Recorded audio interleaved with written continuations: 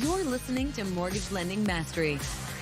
Get the knowledge you need to advance your mortgage practice quickly and efficiently from Jen Duplessis, America's Mortgage Mastery mentor with over 37 years of experience and over $1 billion in lifetime fundings. Jen has been mentoring loan officers and realtors for over 15 years and speaking on stages across the globe.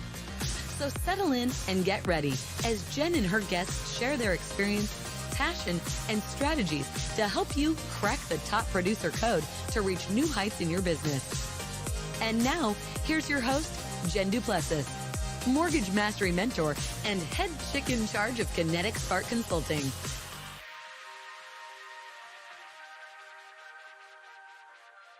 Hi, everyone. Welcome to today's episode. I'm so delighted that you have decided to join us today. And with me today is Tracy Hawkins, who is a real estate agent from Missouri, but then she does something else a little different. And we're going to be talking about that today. So Tracy, welcome to the show. We're happy to have you. Thank you, Jen. I am a former real estate agent. I tried it. It was not necessarily for me. And then I somehow, some way still ended up in the industry. Yeah. Now you have a twin sister who is a realtor, right? And I had the opportunity to meet her as well on a summit that you and I were on earlier this week. Right.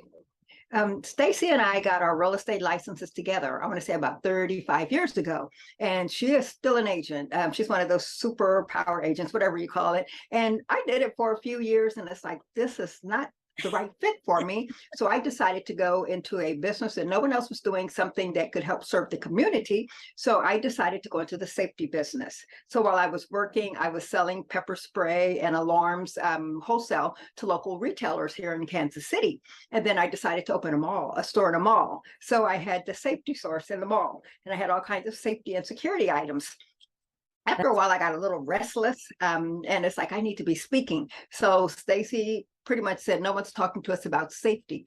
So I made it my goal to speak almost to every real estate office, the association here in Kansas City. And then the next thing you know, I was doing it on a national basis and now international. And here I am. Wow, that's beautiful. So do you speak on safety and security for all types of businesses now, or do you really focus in on the safety and security of real estate agents out throughout the world? Well, both.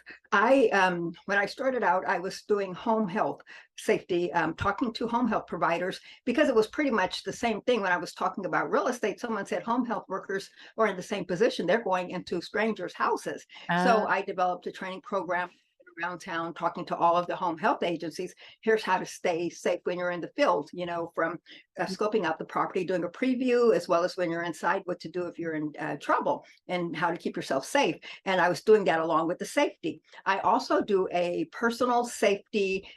Typically, it was a lunch and learn for corporate headquarters like Sprint, H&R Block, and American Airlines. So it was a lunch and learn where I'm telling people how to be safe, like in your everyday life, when you're coming and going, how to keep your home secure, and how to be safe on the road, safe online. So that was a lunch and learn for corporations and companies. And that's what my goal is, to get back to doing more of that, because I had to show employers that, yes, it's your business when your employee is off the clock. If they're victimized, whether it's an assault, a burglary, any kind of victimization off the clock impacts your business's bottom line, because if your employee is not coming to work, you have to either replace them, or you have to do without, and your productivity is lower, or it taps your EAP program. So that was great. Jen, as far as more variety. But then I found myself specializing in the real estate world, because there was not a voice that was an expert voice lending itself to teaching agents how to be safe in an occupation that the U.S. Department of Labor considers a high risk hazardous occupation. And that's based on the job description. Yeah. Real estate agents make a living sitting in empty houses waiting for strangers to walk in. Real estate agents make a living meeting complete strangers in empty houses. So I had to put my hat on and say, I'm going to step up. And with my experience at the Insight, then I need to be the voice for real estate agents. And I value expertise. So when I I don't believe talking heads are a good policy when it comes to life-saving training. So that's why I live and breathe real estate safety. Yeah. Okay. I love it. I love it. Thank you so much. I actually have a colleague locally who does that for real estate agents as well. He's a former SEAL team member, and that's what he's doing, here in the DC area is, helping real estate agents understand safety, et cetera. So let's talk about, there's a lot of safety pieces here. I remember, gosh, I'm going to be celebrating 40 years in the financial services industry and specifically in mortgage lending here March 1st. So not too far from now. And I remember way, way, way, way back when I was working up in Boston, we had a client, and this is normal, I shouldn't say normal, but we hear about this on the news with banks as well. But wasn't, I guess I would say it's a little abnormal for a mortgage company, but we had a client come in with a gun because he was angry because where's my loan? I want my loan. Now his home is a prison, but that's the house he got. But I remember that situation and remember saying, that gosh, we have to be really safe with this, as a woman, and I'm a blonde woman, so I'm like standing out in a crowd all the time, and just trying to be safe. And I'll get to my question in a second. And ironically, I'm going to San Diego in a couple of days, and they just changed my flight, so I fly in and I arrive in San Diego at 12:45 a.m. And I have a rental car that I get from the parking lot. So I don't go through a rental car agency. I go through Turo, which is a new rental car agency. It's like Uber. And, I was originally arriving at 3:45, no big deal, but now it's 12:45 in the morning, right? And I actually conceal carry in the Commonwealth of Virginia, but I'm not going to be concealed carrying there. So I definitely have issues. My husband and I were talking about this morning, what am I going to do to make sure I'm safe? And getting my car at 12:45 in the morning. And I have a colleague, a real estate agent colleague, about 12 to 15 years ago. She was murdered in an open house. Someone came in and murdered her while she was sitting in an open house. So this is very near and dear to me as someone who is a concealed carry person who lives out in the middle of nowhere, is a woman who's traveling by myself all the time and knowing people in the real estate industry. So that said, knowing that I am representing those who are listening, who've had situations like that, I'd like for you to tell us a little bit about what some of the tactics are that we could use without having access to you instantly, but what are some of the tactics, strategies, eyeball looking things that we can do, whether men or women, to protect ourselves in our everyday maneuvering around? And then we can talk about what we can do in an open house for real estate agents that are listening to this podcast. Okay. Every class I have, if I'm talking to senior citizens, college students, workers, real estate agents, home health workers, every single class that I have, I start with one thing. Every animal in nature is born with a built-in survival mechanism. Every animal in nature is born with a built-in warning signal. Do you know what it is? I don't know, the hair on the back of your neck. Like exactly. You get that little feeling. Exactly. That's it. That's your intuition talking to you. That's your gut instinct, sixth sense, flight or flight. I've even heard it called spidey sense. And there's one book, I don't know if you can see it over my shoulder here. It's called The Gift of Safety. The Gift of Fear. And I have so many copies of that book. Awesome. This book is written by an author named Gavin DeBecker, and he was on the Oprah show. And he talks about the gift that all of us have, and that's that voice. Our instinct, our guts, sole purpose, its only job is to keep us safe. So like you said, we get the hair standing up on the back of our necks, on our arms, our hearts are beating fast. We get that funny feeling in the pit of our stomach. That's our intuition warning us. What we do so often is we ignore it. And we're the only animals in nature that ignore it. And we do that because we want to be nice. We don't want to offend anyone. So if you don't hear anything. Right. We don't want to look funny exactly. by being scared. Right. Right. Yeah. Right. In the book, Gavin DeBecker talks about a woman in a building about to get in the elevator, and there's a guy in there, and her gut is telling her, hey, danger, danger, don't do it. Something's wrong. She did it. People, we will walk into a still, soundproof chamber with a complete stranger because we don't want to offend them. We don't want to hurt their feelings. And it's got to stop. Stop the niceness and stop. I'm not saying be rude, but I'm saying if that voice is speaking to you. Let me tell you a real quick story. And in the real estate industry, there are so many stories, and I've heard them over the past 28 years, as you can imagine. Two real estate agents, they're veteran agents. One was going to show a doctor property. So you know what that means. She was going to show him mansions, and she was excited. She told the agent on board duty, and I'm probably dating myself. She said, hey, I've got a doctor coming, a new client. Let me know when he gets here. So the agent on board duty sees this guy coming in. He's got the lab coat, got the name tag on. She said, your client is here. She said, but I've got a really bad feeling. What are you talking about? She said, something is wrong. How well do you know him? She said, I don't know him. I just, I'm going to meet him now. And she said, please, can you please postpone it? Show him later after you check him out. She said, you're so silly. So she went to go show the doctor properties that afternoon. She got back to the office that evening and she got a phone call from the doctor. And then she said, wait a minute, this call is weird. You're acting like we never met. He said, what are you talking about? That's weird. We've never met. She said, I showed you properties today. You had on your lab coat, your name tag, and we looked at several houses today. Showing properties, right? I'm just wondering that. Listen, see, and you're spot on.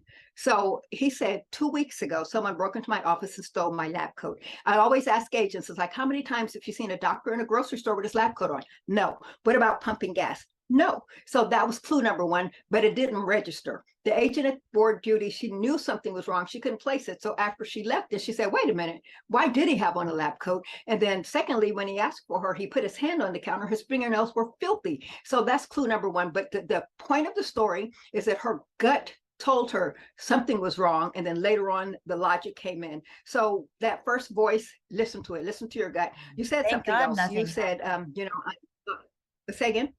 Thank God nothing happened. Oh, exactly. She got lucky. But the moral is listen to that voice, take the time, check them out a little bit more. If you have to apologize, make up an excuse, so it goes, but do your homework, check them out.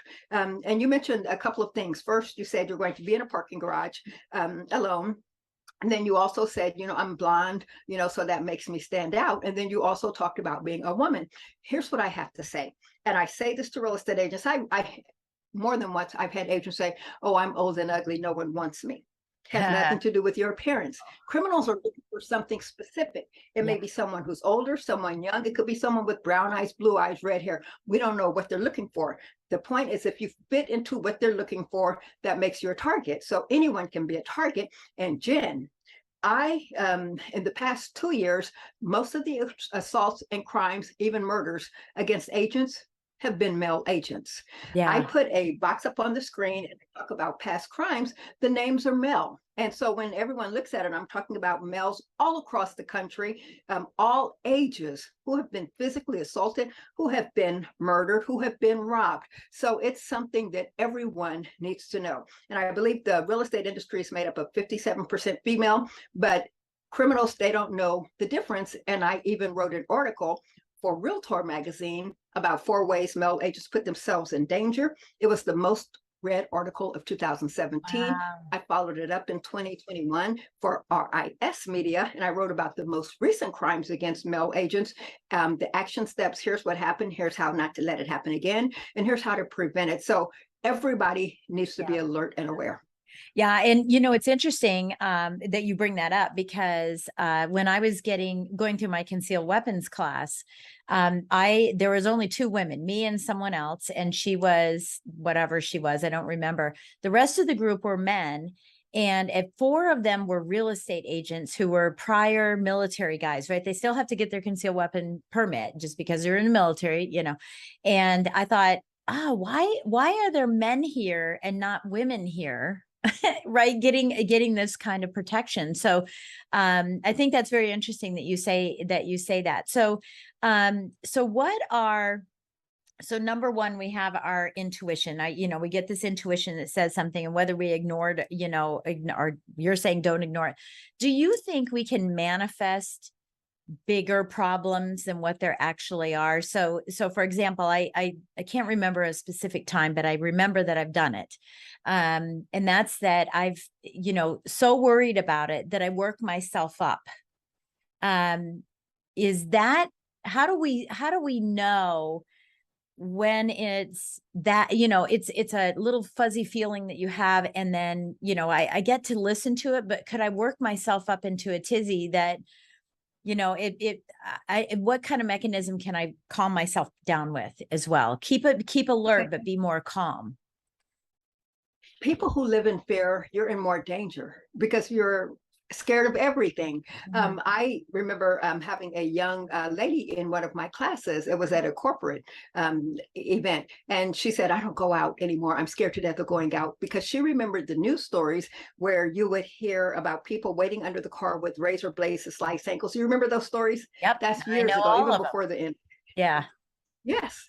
And so that's what her fear was. And then so she was scared every time she went out. If she couldn't find someone to go with her, she was going out alone. So I asked the question, if this woman who is petrified that someone's going to be waiting under her car, so that's her goal, she's walking to her car and she's worried about that, is she paying attention to what's going on around her? Can she see that someone may be following her? No, because she's focused on something. And then I asked the question, how many news stories have you ever seen of someone getting their ankles cut? So she had an unrealistic fear. So Right. in that situation, her fear is putting her in more danger. So that's why I say, if you listen to your gut, trust your instinct, then you're going to be alert and aware. And then be alert and aware. That Right. means make eye contact. That means you, Jen, when you're walking through that parking garage at 12:45 in the morning. That means those who are out walking on walking trails in the middle of the day. Be alert and aware. And awareness looks like eye contact. Here we had a young woman who was murdered, and her father is a police officer. I'll never forget, he said to say hi to everyone. Yeah. And that does two things. First of all, it's nice. Secondly, you are saying, I am looking at you. I am paying attention. I am alert and aware. If you're the person who's walking around with your head down on your phone, or you're digging in your purse, you're not paying attention. Criminals take 7 to 10 seconds to decide who's going to be their victim. Guess what? You're it. Because it's easy for them to approach you and to take over you without you even paying attention. You don't know, you don't see it coming. So be the one who's looking around, you're paying attention. I had someone call it scanning. You're scanning, and her husband said, "You look ridiculous." I guarantee you no one's sneaking up on her, as ridiculous as she may look. So you're looking around, you're scanning, you're looking for any possible threat. Looking behind you, someone, don't just scan this way, scan behind. Right. look and see what's going on, no matter how ridiculous you feel you're looking. And then if you see someone, look them in the eye and say hi. As women, we typically look down and away whenever think about it, when we're approaching someone, whether it's a grocery store aisle or on a sidewalk, we're approaching someone, we don't make eye contact, we look away, we look down. So this is what I want you to do. Make direct eye contact. Look at them directly in the eye, and that lets them know, oh, she's paying attention, she's alert, she can identify me. So this won't be easy. And some people say, I just can't do it. Look over their shoulder, but give the impression that you're looking them in the eye, because they're not willing to take you on. And so pay attention. And then that way they think twice before they decide whether or not they're going to if you're going to be their next victim. You look less like a victim. So that's what I'm saying, no matter where you are. The person who is scared is the one who typically is in trouble. And there's an older lady who told the story of or I heard the story, she's sitting at a bus stop. Older lady in the middle of nowhere by herself. She can't run, can't do anything. Here comes this young man. He comes over to her. She knows she's in trouble. So he comes over, he's directly over her. And she looked up and she said, "Don't I know your mom?" Game changer. Oh my God. Stop everything. So that's awesome. She's not scared of me. And what if she does? So something like that. We can't all think on our feet. So that's why I'm saying be alert and aware. And if you know that you're paying attention, you're not going to live in fear, because you know that you can take care of yourself. You know what's coming on. So you're not the person walking and cowering. So that's why I empower people with education, so that you don't have to live in fear. Okay. Percentage wise, because I have a counter to this, percentage wise, maybe it's because of movies or TV shows or whatever, but if I were to, or any of us, right, were to acknowledge someone, say hello, what's the percentage that that person now says, hey, I'm going to follow them because they recognized me versus not following?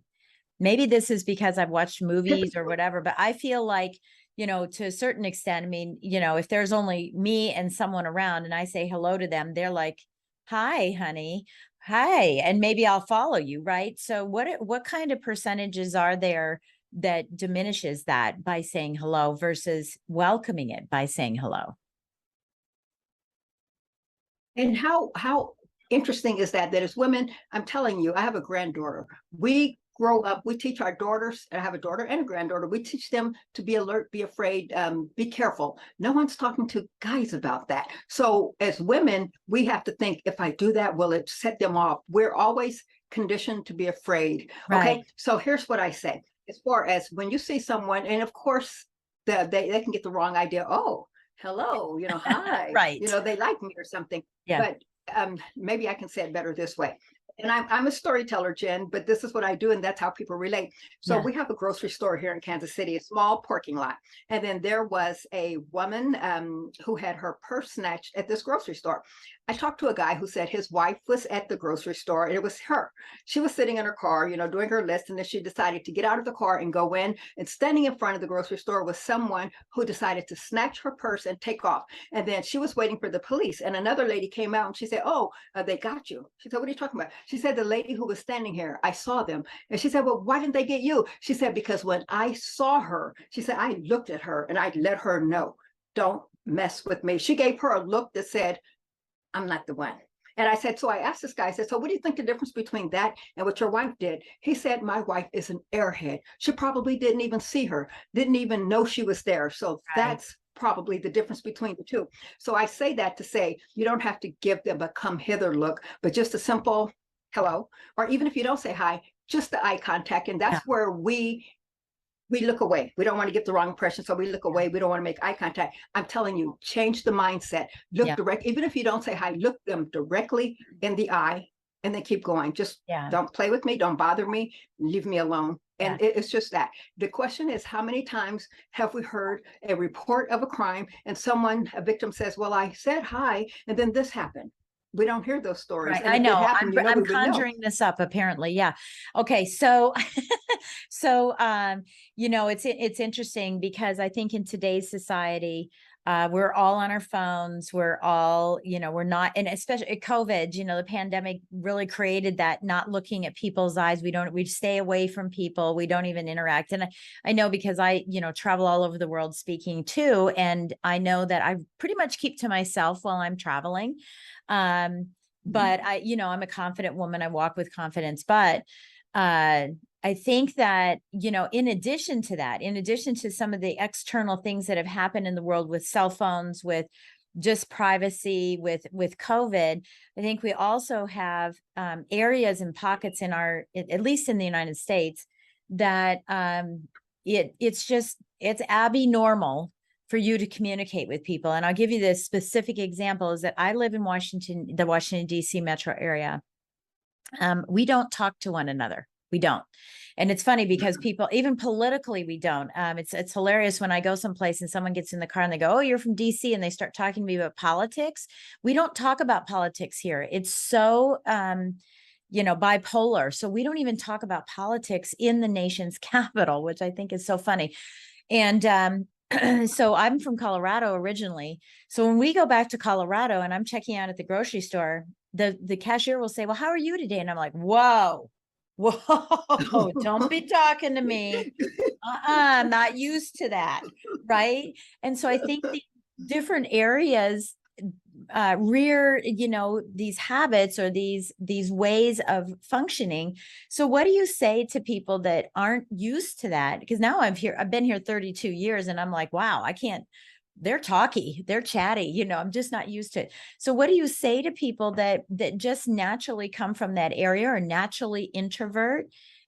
What are some ways that they could get out? Is there a trigger word that they could say to themselves to say, be nice, or something? Is there something they could do to pull themselves out? I'm an Okie from Muskogee. So I was born in Muskogee and I've lived in New Orleans. I have parents who are military. So I've lived in New Orleans and then we landed here in Kansas City. And so I don't know if I'm an extrovert or introvert. I like to talk. So figure that one out. But to answer your question, what I say, and we talk about where you are, and then we talk about good areas, we talk about bad areas and how to be careful. And that's where I say it doesn't matter where you are. So that could go, it doesn't matter where in the world you are or what neighborhood you're in. And when I hear real estate agents say, oh, I only work in good neighborhoods, so I don't need to worry about that, or I only work during the daytime, so we're fine.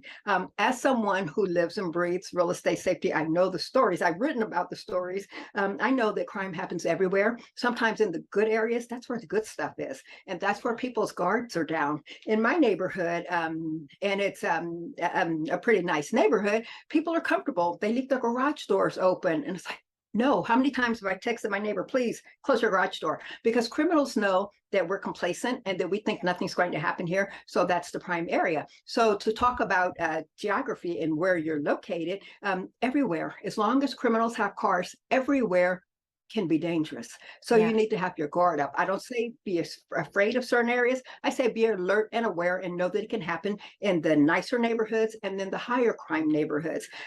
Most of the crimes against real estate agents, I document them, I look at them, they're happening in daytime, in the daylight, in daytime. So you need to be alert and aware no matter where you are. And as far as talking to people, I can go in the grocery store and I can spend half an hour there because inevitably I'm going to make a friend or two because I'm a talker. And if people talk to me, you're going to get a conversation back. But what I say is tune in to your instinct.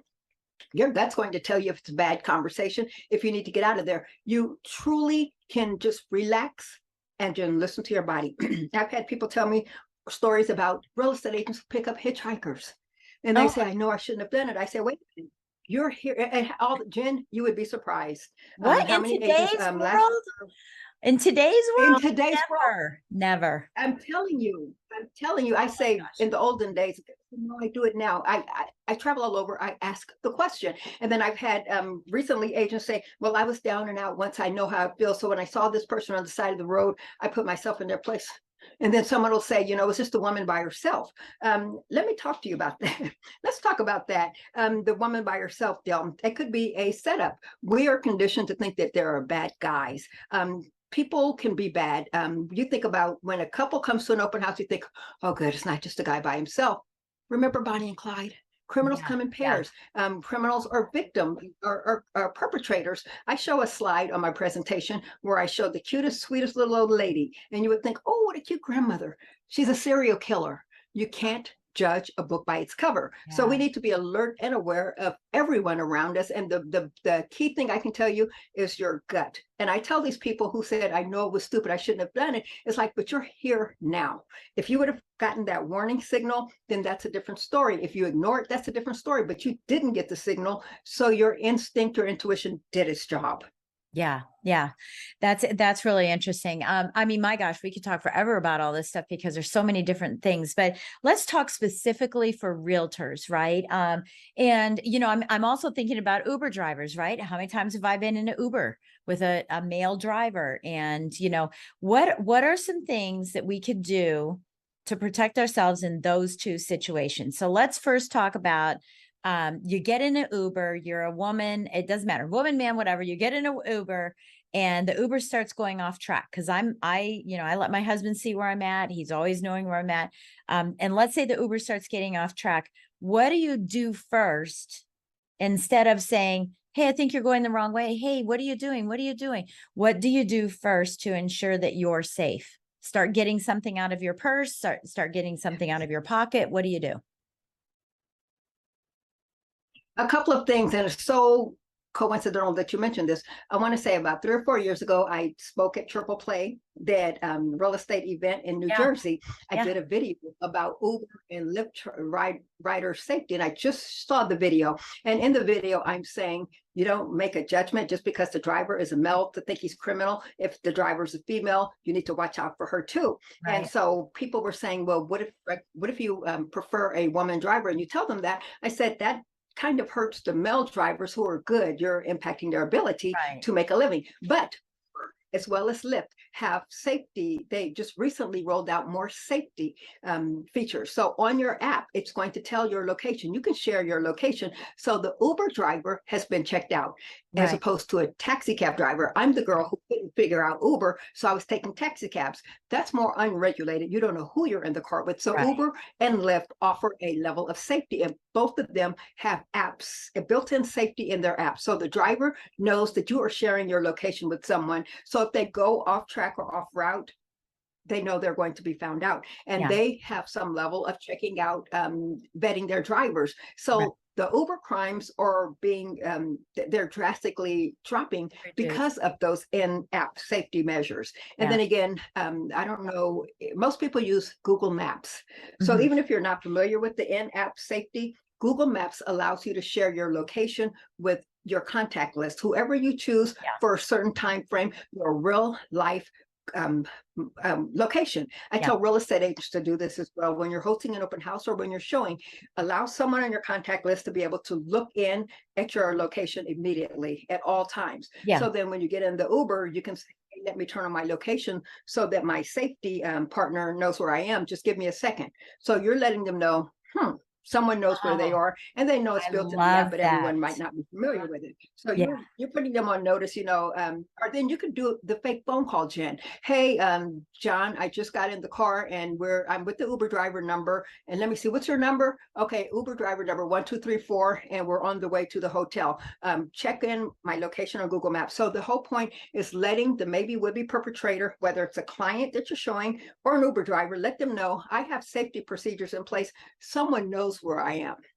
I love that. I think that's great. Okay. So I'm a real estate agent. I'm sitting in an open house by myself, right? And no one's coming by, and all of a sudden someone comes in, couple or not, single or not, they come in, and I'm so excited. Maybe I can sell this house, right? Because the excitement, I've been in these with these realtors, you know, and we get so excited. Oh, look at somebody's coming in. And we like to bring them into the house and introduce them. We open the door sometimes.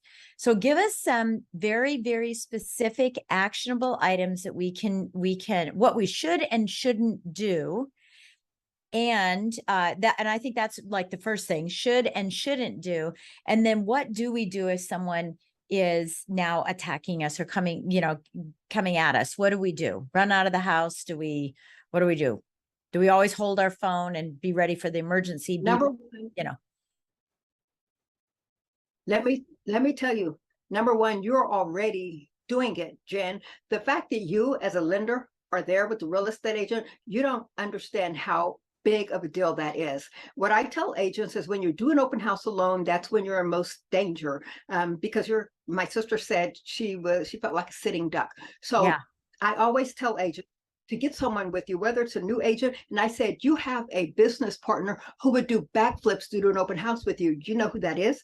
Your lender. I'll guarantee you've never said no. If a real estate agent say co-host this open house with me, not only will you not say no, you may even bring snacks, right? Yeah. So well, not me. Just so you know, not me. I'm not a lender anymore, but not me. Actually, I never did open houses with realtors, but I get it. Most loan officers will. They'll jump backwards and yeah. Right. So you automatic safety in numbers, truly witness potential. Criminals want the easy target. If just one agent in there, they can do what they want to do. That happened in Las Vegas, I want to say a couple of months ago. Real estate agent doing an open house by herself. And then the guy ended up breaking the door, coming back in. She's hiding in the closet. He pulls her out and assaults her. But meanwhile, she's on the phone with someone. So she was able to get help. She survived. But the point is, you never have to do one by yourself, whether it's the lender, a company, insurance company, someone, there truly is safety in numbers, and rarely do we hear stories. Right. Say again. Your spouse, anybody. Anyone, as long as they're not, the spouse can't talk about real estate, but any adult, it truly, that's the number one thing you can do. Number two, create witnesses, criminals or cowards. And if they think there's someone else there, then that's when they're not going to bother you. So two things you can do. One is you can say, hey, come on in, look around. I've got someone, in the basement or around back. Don't let them startle you. Just let me know if you have questions. Or I have someone coming. They have 4 kids. They're so loud and noisy. You may want to look before they get here. Or and be on the fake phone call. Here we are with the fake phone call. Oh, you're right around the corner. Oh, come on, you're a couple blocks away. You're just a couple of turns away. Come on, we're not super busy. So you're telling the maybe would-be buyer perpetrator that I may be alone now, but I won't be alone for long, or I may not be alone. And that truly is enough to make them think twice. The other thing I recommend is giving the impression that they're on camera, whether they're on camera or not. I tell agents to print out a smile, you're on camera, or you're under video and audio surveillance. Yeah. You can print it out on your printer. Use your little 3M removable tape at the front door, stick it on the front door, there is a camera in place, or throughout the house, outside of the master suite, throughout the house, just stick them up on the wall with the removable tape, okay? So you don't damage anything, and just to give the impression that you're on camera. Now, think about today's house, the smart houses. They may really be on camera, but what you're saying is, hey, before you walk into this house, I'm letting you know that there's a camera, you're on camera. If you do anything, it's going to be captured on camera. Yeah, camera surveillance. Yeah. I love that. I love that. And you can even have fun with it. When we think there's a camera. Yeah, and you can even have fun with it. Smile, you're on camera in this open house. Right? That's what I'm saying. I mean, think about it. That's typically enough, because they're looking around, where's I don't know, I'm not taking a chance. Those are simple, easy things that you can do to make open houses easier. And some people say, I will not do an open house. I'm petrified of them. They're so dangerous. That's for lead generation. It's a necessary part of your business, whether you like it or not. I say remove the danger and make it more productive. And that's my theme with safety, Jen. And I hate to say this. How do I say this without saying it? I'm going to say it. Safety, nobody cares about safety until something happens. Right. No one cares until there's a news story. Right. It's kind of like there's a health crisis in America. No, there isn't. There's a disease crisis. Because if we would work on our health, we wouldn't have the diseases, right? There's not a health crisis. I've never heard it that way. Perfect. I've never heard it that way. But how perfect is that? That's a way people can relate to it, but no one does. In the real estate world, when there is a crime against an agent that makes a headline, then everybody wants to talk to Tracy, the safety lady. And until then no one is like, safety. Oh, we'll get to that later. Or September's real estate safety month. Yes. We'll talk to you in September. Yeah. And keep in mind, September is my busy month. I will not complain. A couple of years ago, I did like 23 presentations within a 2.5-week period. And that's not the whole month. Some of those were in person, hybrid, some virtual. But that's my busy month. And what I had an eye opener, an aha moment when an education director said, Tracy, I'd love you to come in and talk to our agents about safety. That's so important. She said, but it's not good business. It's like, what are you talking about? She said, if I invest to bring you here, she said, agents are going to show up.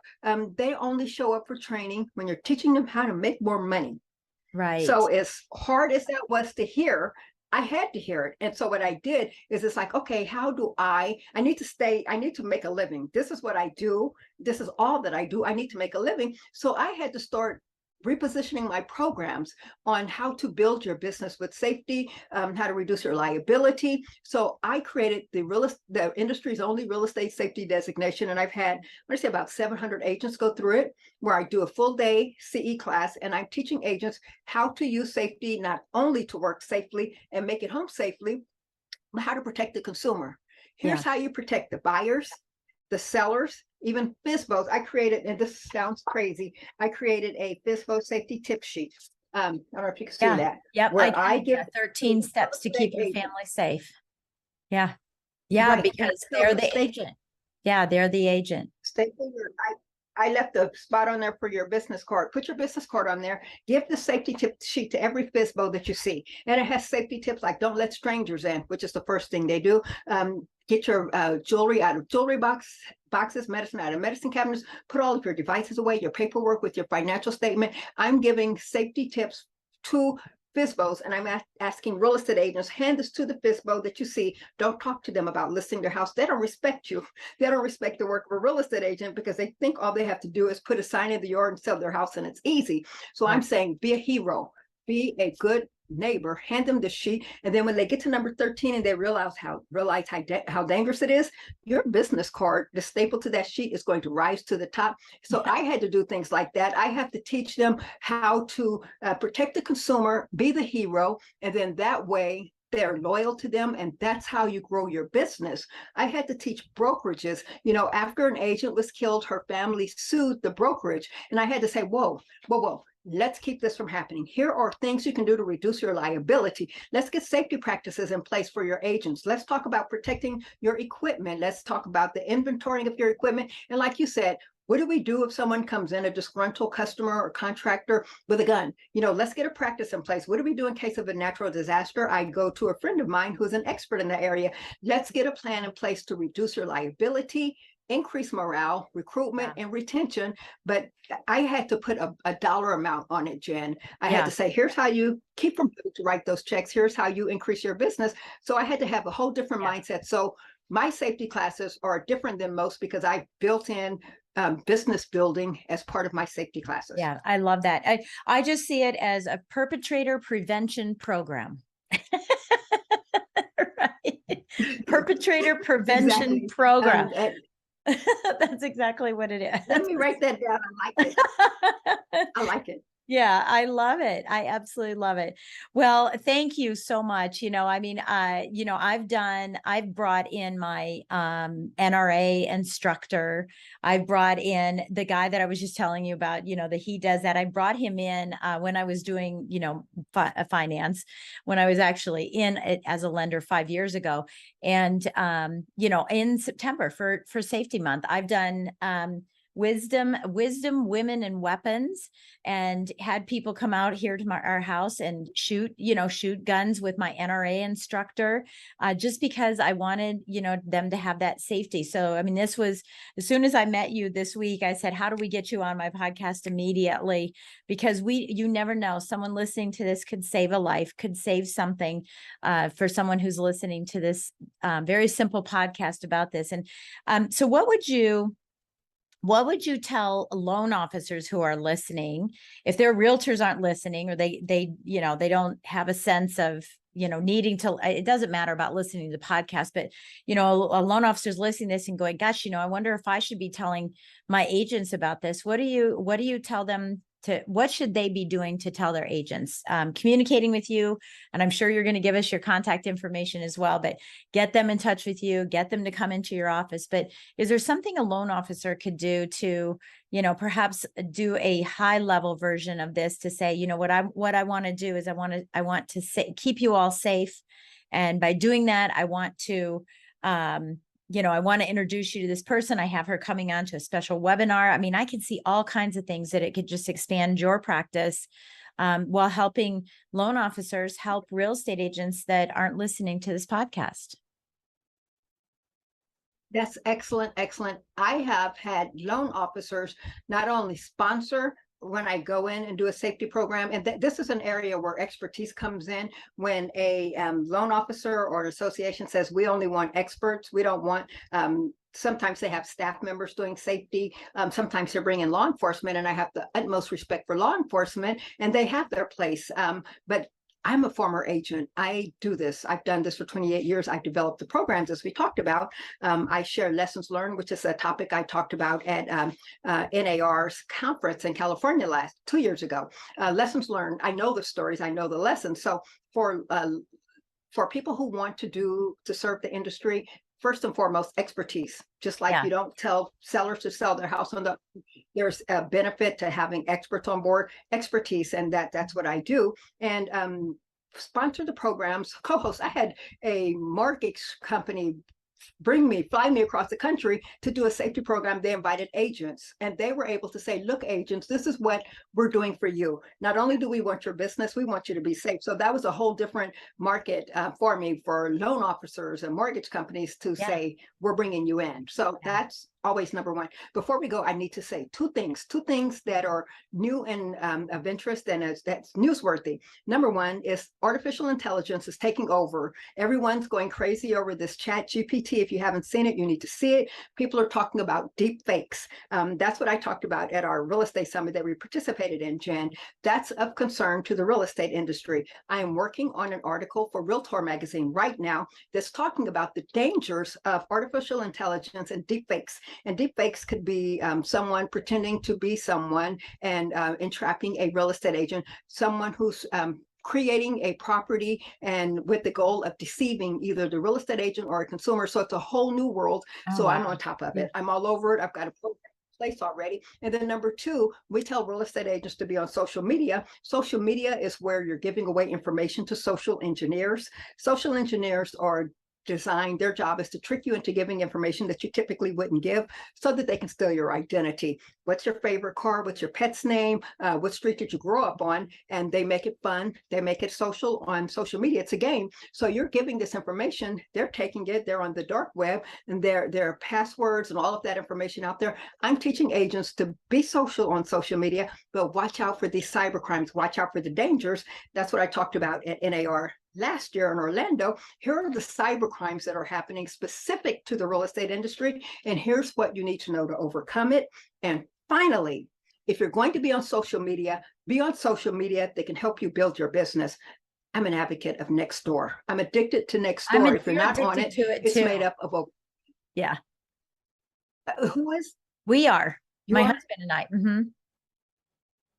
I'm telling you, Jen, that's where real estate agents, even mortgage brokers and lenders need to be, because it's over 300,000 neighborhoods, not people, but entire neighborhoods. I have a new class where I'm teaching, and I added it into my everyday class when we're talking social media, how to e-farm using Nextdoor. Think about it. You set the radius of how far you want to know what's going on. So you know what's happening in the neighborhoods around you, car thefts, porch pirates. You hear the conversations about homeowners associations, new developments, who's the best business in town, bad businesses. I'm telling real estate agents, get on there.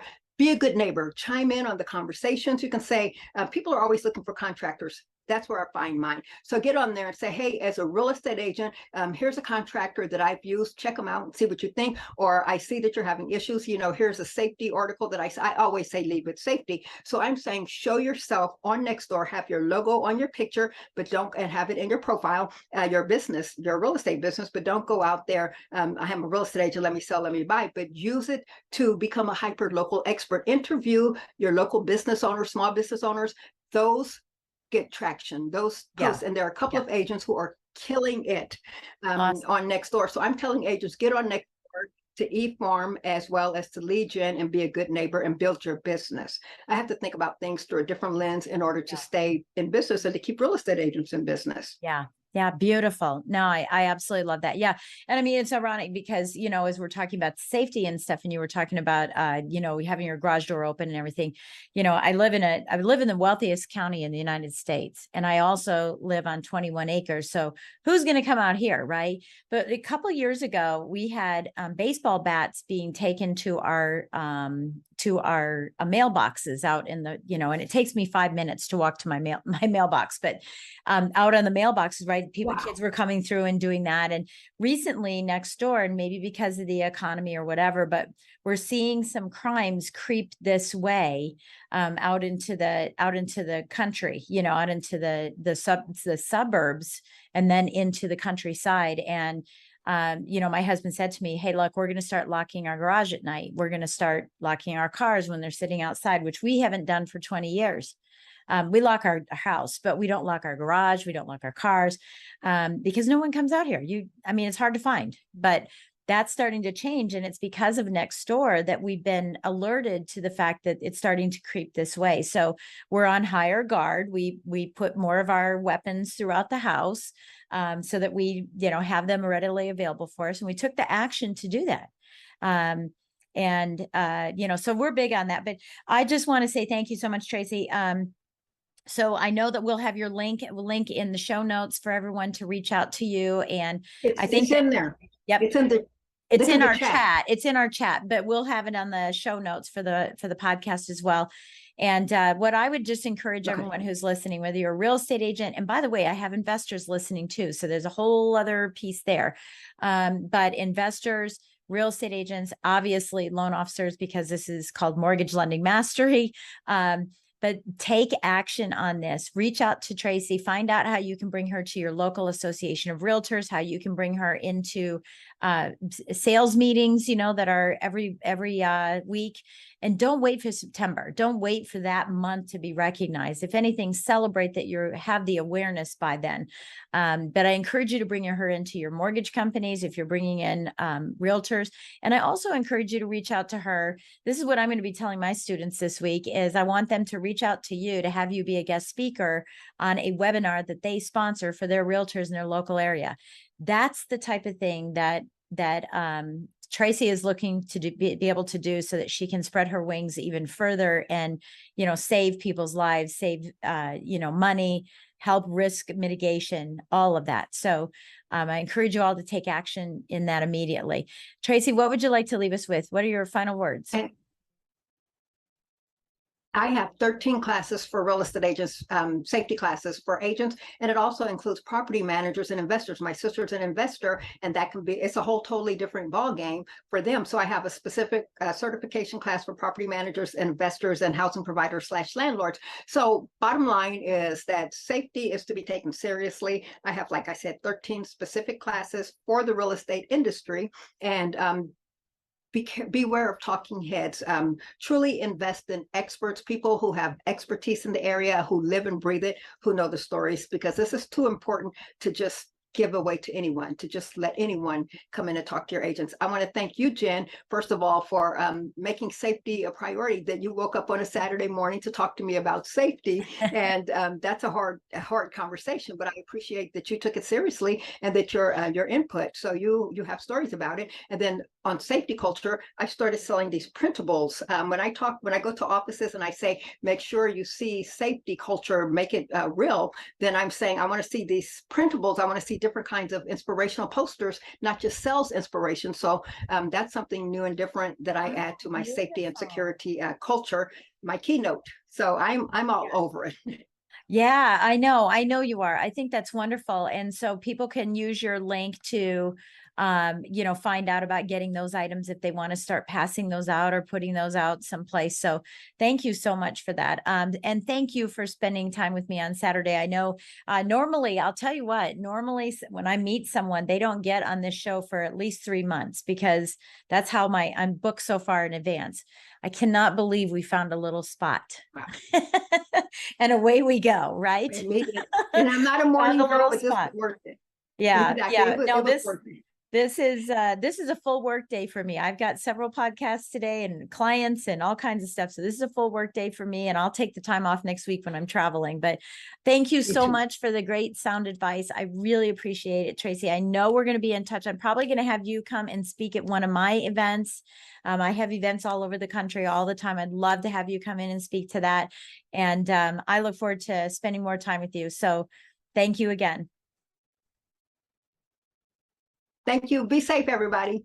Yep, of course. Be safe. So again, I want to say thank you all for listening in today. I really appreciate it. Scroll down on your phone, give us a great 5-star rating, and write some comments in there. What did you learn from what Tracy taught you today? What are you going to put into action? And pay this forward. Send this to your real estate agents. Send it to your colleagues if you're a real estate agent. Send it to the investors that you know.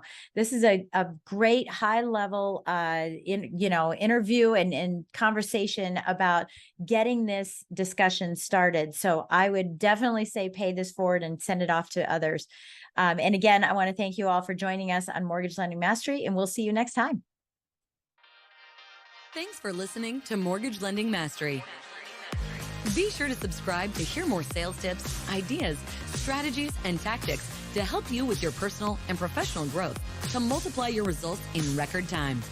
And if you like what we're doing, don't forget to give us a rating and review so we can continue to bring you the best content possible. Wanting more beyond the podcast? Join our Mortgage Lending Mastery membership community, where you will find extended interviews with our favorite guests, weekly training, tips, and insider secrets, fireside chats with Jen, free content, meet, share, and collaborate with other members, and so much more. Click the link in the show notes to learn more about this exclusive content. Mortgage Lending Mastery is an Industry Syndicate charter podcast. Industry Syndicate is the first podcast network specifically for the mortgage and real estate industries. Get the Industry Syndicate app in the App Store or Google Play today.